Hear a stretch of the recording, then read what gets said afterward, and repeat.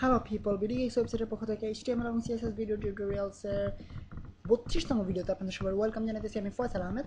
So yeah বত্রিশ শব্দটা 32 সংখ্যাটা শোনার সাথে সাথে আমার মাথায় একটা কথা চলে আসে, সেটা হচ্ছে ফেসবুকে একটা পেজ আছে আমার খুবই ফেভারিট একটা পেজ, সেটা হচ্ছে 32 তারপর একটা দাঁত ফালা দিব।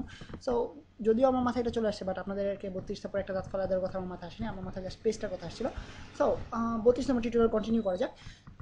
লাস্ট ভিডিও টিউটোরিয়ালগুলোতে আমরা এইচটিএমএল এবং সিএসএস এর কম্বিনেশন সম্পর্কে শিখে আসতেছি। সো কীভাবে আমরা আমাদের এইচটিএমএল অর্থাৎ আমাদের ওয়েব পেজের বেসিক স্ট্রাকচার তৈরি করতে পারি এবং স্ট্রাকচারটাকে কীভাবে আমরা স্টাইলিং করতে পারি সিএসএস ইউজ করে, সেই সম্পর্কে শিখে আসছি। সো বাট আমরা জানি যে আমরা যখন ওয়েবসাইটগুলো তৈরি করবো তখন আমাদের ওয়েবসাইটে নিশ্চয়ই একটা পেজ থাকবে না, দুইটা পেজ থাকবে না, তিনটা পেজ থাকবে না, অনলি আমাদের ওয়েবসাইটে হাজার হাজার এমনকি হাজার হাজারের মতো পেজ থাকতে হবে, 10,000, 12,000, 13,000 পেজ থাকে, এরকম ধরনের পেজ থাকে।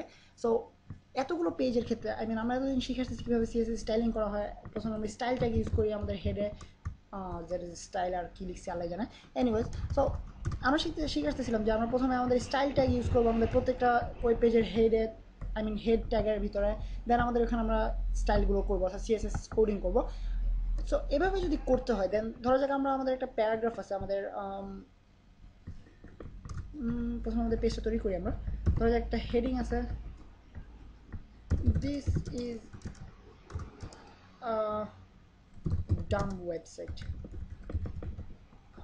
যে ওয়েবসাইটে শুধুমাত্র একটা লেখা আছে সেটা নিশ্চয়ই অনেকখানি ডাম একটা ওয়েবসাইট। আমরা ডাম ওয়েবসাইট তৈরি করা শিখবো না, বাট আপনাদের জিনিসটা বোঝানোর জন্য জাস্ট একটা মিনিংলেস একটা সেন্টেন্স লিখলাম।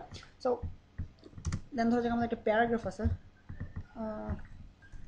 This is Dam paragraph, then sorry P. So এবং আমাদের নর্মাল একটা টেক্সট আছে, this is Dam text. So just normal একটা টেক্সট আছে। সো ধরা যাক আমাদের ওয়েবসাইটে দুইটা পেজ আছে। আমি যেহেতু জাস্ট একটা এক্সাম্পলের জন্য তৈরি করতেছি, সো জাস্ট কপি পেস্ট করে যাই, and on the second page and on the third page and website. So এটাই থাক, অ্যান্ড হেডিংয়ের আন্ডার আমরা প্যারাগ্রাফ এবং টেক্সট তৈরি করলাম নর্মাল। সো আমরা যদি এখন স্টাইলিং করতে চাই, অর্থাৎ আমরা চাইতেছি আমাদের হেডিংগুলো হবে শুধুমাত্র গ্রিন কালারের, দেন আমাদের প্যারাগ্রাফটা হবে ব্লু কালারের, দেন আমাদের নর্মাল টেক্সটটা হবে রেড কালারের। সো এরকম আমাদের যদি প্রায় 2,000 পেজ থাকে, সো ধরা যাক আমরা কোনো একটা কোম্পানির আন্ডারে আমরা একটা ওয়েবসাইট তৈরি করতেছি। সো আমাদের একটা বস এসে বললো যে আমি চাইতেছি একটা ব্লু হেডিং থাকবে সব সব পোস্টে, সব পেজে ব্লু হেডিং, এবং প্যারাগ্রাফ থাকবে রেড, এবং আমাদের টেক্সট থাকবে ইয়েলো। সো দেন কোনো একটা কারণে 1 মাস পরে আবার বস আপনারা পছন্দ করতে পারতেছেন, অথবা ধরা যাক আপনি একটা ভুল কাজ করছেন, তো বস আপনার উপর অনেক রেগে আছে, তো উনি চাইলেও যে আমি ওর একটু খাটাই অথবা ওর একটু জ্বালাতন করি। সো আপনাকে এসে বললো যে আমি আসলে ব্লু চাইতেছি না আমাদের পেজগুলো, পেজের হেডিংগুলো, আমি চাইতেছি আমার পেজের হেডিংগুলো রেড হবে এবং আমাদের প্যারাগ্রাফগুলো ব্লু হবে। সো উনি নিশ্চয়ই মনে মনে ভাবতেছে যে আমি আপনার বস আপনার একেবারে অবস্থায় 12টা বাজিয়ে দিল। এখন 1,000, 2,000 পেজে আপনাকে প্রত্যেকটার হেডে যে এরকম স্টাইল চেঞ্জ করতে হবে, অর্থাৎ স্টাইলের ক্ষেত্রে আমরা যেভাবে প্রত্যেকটার ক্ষেত্রে এরকম পি পি ট্যাগের আন্ডারে গিয়ে আমাদের স্টাইল কালার দিতে হবে, রেড অথবা ব্লু চেঞ্জ করতে হবে প্রত্যেকটা পেজে। বাট সরি, বাট অ্যাকচুয়ালি এরকম করতে হলে অনেকখানি ঝামেলার মধ্যে পড়তে হতো আমাদেরকে।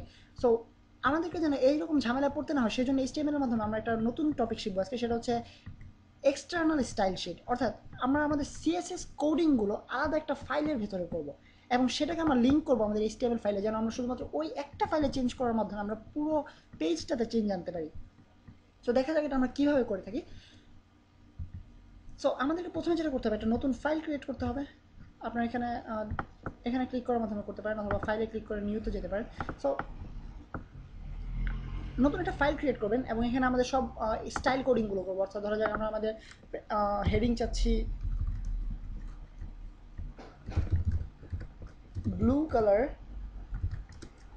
আর দেন আমাদের প্যারাগ্রাফ চাচ্ছি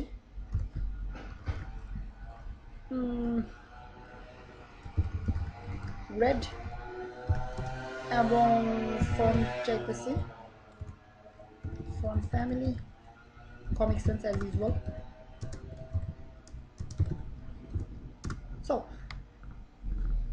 তার আগে আই মিন আমাদেরকে এই জিনিসটাকে রিলেটেড করার আগে অর্থাৎ আমরা চাইবো যে এই স্টাইলটা আমরা আমাদের পেজগুলোতে ব্যবহার করতে। সো এক্ষেত্রে আমাদেরকে প্রথমে যেটা করতে হবে সেটা হচ্ছে সেভ করতে হবে ফাইলটাকে। এক্ষেত্রে আমাদেরকে অবশ্যই মনে রাখতে হবে ফাইল, দেন একটা অপশন আছে সেভ অ্যাজ। আপনারা দেখতে পারতেছেন কিনা আমি শিওর না, বাট আপনারা যখন ফাইলসে ক্লিক করবেন, ফাইলে ক্লিক করা মাত্রই একটা অপশন হবে সেভ অ্যাজ, অথবা আপনাদের কিবোর্ড থেকে সিটিআর অল্টার এবং এস তিনটা একসাথে প্রেস করলে আপনাদের ওই অপশনটা চলে আসবে। তো সেভ অ্যাজ ক্লিক করে আপনারা যেইখানে এইচটিএমএল ফাইলগুলো সেভ করেছেন যে ফোল্ডারে, সেই ফোল্ডারে এই সিএসএস ফাইলটা সেভ করবেন, অর্থাৎ আমরা যে স্টাইলিং ফাইলটা তৈরি করতে চাচ্ছি সেটা সেভ করবেন। সো আমরা ধরো যে কোনো একটা নাম দিই স্টাইল, যেহেতু আমরা স্টাইল করতে চাচ্ছি, এবং অবশ্যই আপনাদেরকে সিএসএস হিসাবে সেভ করতে হবে। আপনারা এখানে ড্রপ ডাউন মেনুতে ক্লিক করলে, এই জায়গায় ক্লিক করলে দেখতে পাবেন ক্যাসকেডিং স্টাইল শিট নামের একটা অপশন চলে আসে, ক্যাসকেড স্টাইল শিট সিএসএস। এই এক্সটেনশনে সেভ করলেন, দেন আমাদের ফাইল তৈরি হয়ে গেলো, আমাদের স্টাইলিং ফাইল। এখন আমাদের কাজ হচ্ছে এটাকে এইখানে রিলেটেড করা, অর্থাৎ আমাদের এই ফাইলের কোডিংগুলো যেন এই এইচটিএমএল ফাইলে কাজ করে সেটা আমাদেরকে ডিটারমাইন করে দাও। সো এক্ষেত্রে আমাদেরকে প্রথমে যেটা করতে হবে, হেডের মধ্যে আমাদেরকে লিখতে হবে লিঙ্ক। প্রথমে আপনারা লিখবেন লিঙ্ক, অর্থাৎ এটা একটা লিঙ্ক নামের tag, then rel equals to style sheet. আমাদের সবসময় আমরা যখনই কোনো সিএসএস ফাইলকে রেল মানে বেসিক্যালি রিলেশন অথবা রিলেটিভ, এই টাইপের কিছু একটা, আমি ঠিক শিওর না। সো আমরা যখনই বাইরের একটা এক্সটার্নাল সিএসএস ফাইলকে আমরা এখানে ইউজ করতে যাবো, আমাদের এই এইচটিএমএল কোডগুলোর উপরে আমরা এফেক্টিভ করতে চাবো, সেক্ষেত্রে আমাদেরকে অবশ্যই এটা লিখতে হবে রেল স্টাইল শিট। এটা সবসময় একই থাকবে, এটা কখনো চেঞ্জ হবে না। দেন টাইপ text/css, এটা সবসময় একই থাকবে কারণ আমরা সিএসএস ফাইলটা ইউজ করতে চাচ্ছি। সো এই ক্ষেত্রে আমাদেরকে টাইপ সিএসএস থাকতে হবে। সো এই দুইটা জিনিস আমাদের সব ক্ষেত্রে একই থাকবে, রেল এবং টাইপ। দেন আমাদের চেঞ্জ করতে হবে href মানে বেসিক্যালি রেফারেন্স বোঝাবে সম্ভবত। সো এটা হচ্ছে একটা সিঙ্গেল ট্যাগ। সো সিঙ্গেল ট্যাগের ক্ষেত্রে আমরা অবশ্যই লাস্টে একটা ফরওয়ার্ড স্ল্যাশ দিব। দেন আমরা href এর ভ্যালু দেবো আমাদের ফাইল নেমটা, যেহেতু আমরা একই ফোল্ডারে সেভ করেছি, অথবা আমরা জাস্ট ফাইলের নেমটা লিখবো style.css, দেন সেভ করলাম। দেন এই জিনিসটাকে কপি করে, অর্থাৎ আমি এই একই স্টাইল, আমি এখানে যে স্টাইলটা তৈরি করেছি হেডারের ক্ষেত্রে ব্লু কালার এবং প্যারাগ্রাফের ক্ষেত্রে রেড কালার এবং ফন্ট হবে কমিক সেন্স, এই স্টাইলটা আমি সেকেন্ড পেজও দিতে চাচ্ছি। সো আমি সেকেন্ড পেজে অ্যাপ্লাই করি, একই জিনিস জাস্ট কপি পেস্ট করলাম। দেন ধরা যাক আমরা একটা লিঙ্ক ক্রিয়েট করি, এই href। আমরা জানি যে কীভাবে আমরা একই ডিরেক্টরিতে দুটো পেজের মধ্যে আমরা কীভাবে লিঙ্ক করতে পারি। সো আমাদেরকে জাস্ট লিখতে হবে second page.html and go to second page.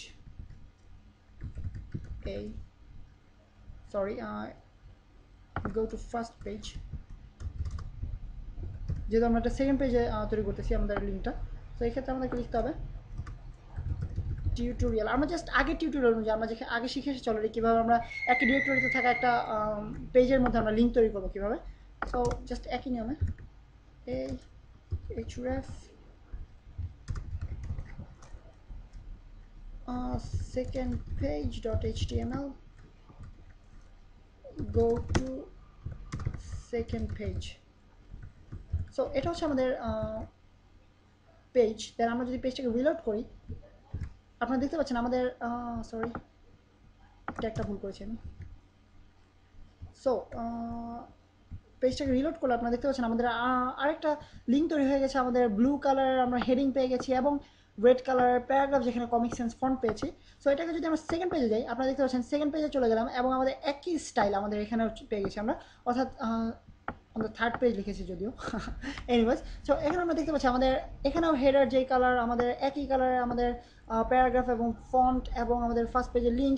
So এবং আবার ক্লিক করলে আমরা ফার্স্ট পেজে চলে যাচ্ছি, আবার সেকেন্ড পেজ, আবার ফার্স্ট পেজ, আবার সেকেন্ড পেজ, আবার ফার্স্ট পেজ, আবার সেকেন্ড পেজ, আবার ফার্স্ট পেজ, আবার সেকেন্ড পেজ, আবার ফার্স্ট পেজ। সো আপনারা নিশ্চয়ই ভাবতেছেন আপনার ভিডিও আটকে গেছে অথবা ভিডিও প্রবলেম হচ্ছে, বাট আসলে তা না, আমি এই জিনিসটা করতে খুবই মজা লাগে। First page, second page, first page, second page. Anyways এরকম করতে থাকলে সারা রাত কেটে যাবে, আপনাদের কাছে ভিডিও শেষ করা হবে না। সো আজকের ভিডিও টিউটোরিয়ালটা বেসিক্যালি এই পর্যন্তই। অ্যান্ড আরেকবার রিক্যাপ করা যাক আপনাদেরকে আজকে কী কী দেখালাম, কেননা একটু লং টাইপের ভিডিও টিউটোরিয়াল হয়ে গেছে এবং বেশি বকবক করে ফেলেছি। সো বেসিক্যালি আমরা লিঙ্ক তৈরি করার মাধ্যমে, অর্থাৎ link rel style sheet type CSS এই জিনিসটা সব ক্ষেত্রে একই থাকবে এবং এইচটিএফের মাধ্যমে আমরা আমাদের সিএসএস ফাইলটা লোকেশন দিয়ে দেবো। দেন আমরা স্টাইল শিটটাকে আলাদা একটা ফাইলে তৈরি করব এবং একই ফোল্ডারে সেভ করতে হবে, আমাদের যেখানে এইচটিএমএল ফাইলগুলো থাকে ঠিক সেখানেই সেভ করতে হবে। এবং আমাদের এই জিনিসটাকে জাস্ট কপি পেস্ট করলে আমরা এই সিএসএস ফাইলটাকে আমরা যদি রিলেটেড করে দিই আমাদের এইচটিএমএল ফাইলের সাথে, এইভাবে এই সিস্টেমে আপনাদেরকে যেভাবে দেখালাম লিঙ্ক মাধ্যমে, এভাবে করে দিলে আমাদের সব পেজে ওই স্টাইলটা, এই সিএসএস ফাইলের মধ্যে যে স্টাইলটা ডিসক্রাইব করা আছে সেই স্টাইলটা অ্যাপ্লাইড হয়ে যাবে। সো আজকের টিউটোরিয়াল এ পর্যন্ত বেসিক্যালি, এবং আপনারা আশা করি এই জিনিসটা আপনাদের অনেকখানি সুবিধা করে দেবে, কেননা আমাদেরকে অনেক হিউজ স্টাইলিং করতে হবে এবং অনেক বেশি পেজ তৈরি করতে হবে একটা ওয়েবসাইটের জন্য। সো সেক্ষেত্রে স্টাইল শিটটা আলাদা ফাইলে তৈরি করার ক্ষেত্রে আমাদের অনেকখানি সহজ করে দেবে কাজকে, কেননা আমরা একই স্টাইল অনেকগুলো পেজে অ্যাপ্লাই করতে হলে জাস্ট ওই স্টাইল ফেলে ছোট্ট কয়েকটা কোডিং চেঞ্জ করে দেওয়ার মাধ্যমে আমরা সবগুলো পেজে চেঞ্জ করে দিতে পারি।